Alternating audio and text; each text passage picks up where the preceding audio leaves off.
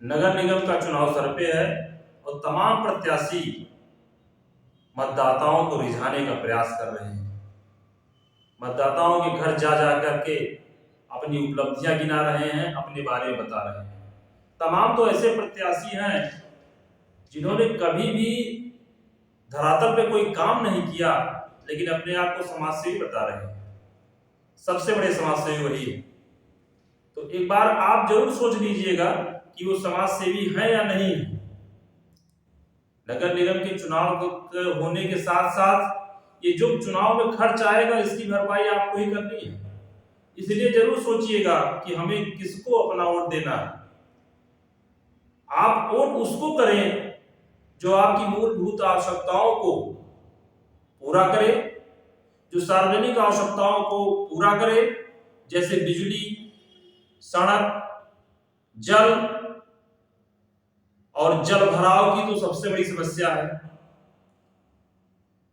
पूरा अयोध्या जो भी नगर निगम के क्षेत्र में आता है, अगर बरसात हो जाती है तो डूब जाता है। इसका जीता जागता उदाहरण आपने पूर्व वर्षों में देखा होगा। कई जगह तो कई दिनों तक पानी भरे रहे। तो आप ये देखिएगा कि कौन आपके लिए अच्छा कार्य कर सकता है।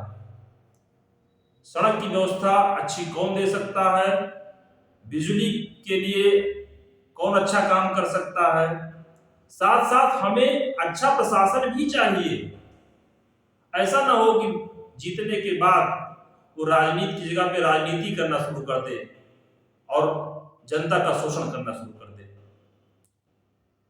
एक अयोध्या का सबसे बड़ा दर्द है जिसके बारे में चर्चा करते हैं कि अयोध्या भगवान राम के धरावतरण की भूमि है। भगवान राम के नाम से ही जानी जाती है। भगवान राम का भव्य मंदिर इसमें बन रहा है, निर्माण हो रहा है, बहुत अच्छी बात है। लेकिन क्या भगवान राम के मंदिर निर्माण के लिए कुछ ही पूर्व वर्षों में तमाम राम भक्तों ने गोलियां खाई थी, जान गंवाई थी? क्या उनके लिए भी हमारा जो अध्यक्ष होगा, महापौर होगा, उनके बारे में कुछ सोचेगा? सबसे बड़ा दर्द अयोध्या का यह है कि तमाम राम भक्त गोली खाए और जान गंवा दी। अगर पूर्व वर्षों की बात करें तो मुझे धुंधला धुंधला याद आ रहा है कि मैं स्वयं अपने गांव और परिवार के लोगों के साथ आया था अयोध्या, और अचानक तड़तड़ाहट की आवाज आई, लोगों का हुजूम पीछे की तरफ भगा और मुझे कुछ पता नहीं चला। मुझको धक्का लगा, मैं सड़क के नीचे खाई में कम से कम 20 से 30 फीट नीचे में गिर गया। बाद में जब मैं संभला तो पता चला कि पुल पे गोलियां चल रही हैं।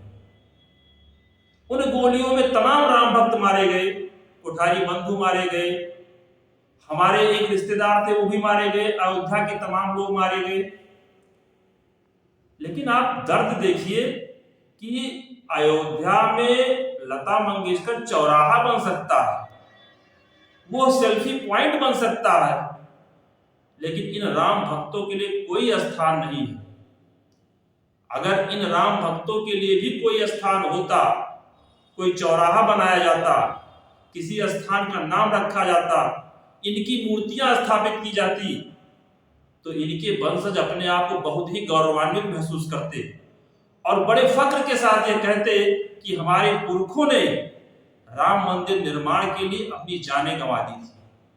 कितना अच्छा होता, कितने लोग ये जानकर के खुश होते कि ऐसे भी लोग थे अयोध्या में। लेकिन ऐसा नहीं हो रहा है। हमें इस बात का दर्द है कि उस समय के तमाम नेता थे जिनको मैं जान पा रहा हूं, अशोक सिंघल थे, प्रवीण तोगड़िया थे, और ऐसे तमाम नेता थे जिन्होंने इस कार्य को करने में नेतृत्व का कार्य किया था। उनका भी कहीं कोई नाम नहीं लिया जा रहा, कहीं कोई स्थान नहीं दिया गया। तो वर्तमान सरकार सबको भुला करके और राम मंदिर का निर्माण करा रही है। ये एक बहुत बड़ा दर्द है। आप स्वयं सोचिए कि उन राम भक्तों का की मूर्तियां लगनी चाहिए या नहीं लगनी चाहिए, राम भक्तों के नाम से कोई चौराहा बनना चाहिए कि नहीं बनना चाहिए। और जैसे ही अयोध्या में प्रवेश करते हैं, हमें तो लगता है कि प्रवेश करते समय ही राम भक्तों के जो भी गोली कांड में मारे गए हैं उनकी मूर्तियां लगनी चाहिए, उनको लोग जाने, उसके बाद भगवान की पूजा करने जाएं।